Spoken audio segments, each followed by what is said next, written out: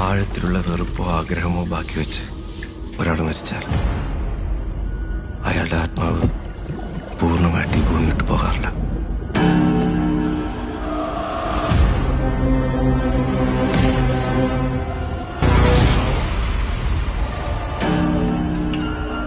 അവരുപയോഗിച്ചിരുന്ന വസ്തുക്കളിലൊക്കെ അവരുടെ സാന്നിധ്യം എപ്പോഴും ഉണ്ടായിരിക്കും.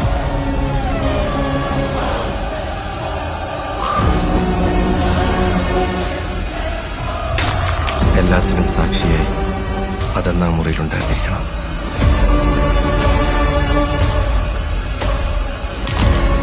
അതെന്താണ്, എന്തിനു നിങ്ങളെ ഉപദ്രവിക്കുന്നു എന്നൊക്കെ അറിയണമെങ്കിൽ ഇതൊക്കെ തുടങ്ങി വെച്ച സ്ഥലത്തിന് നമ്മളെത്തണം.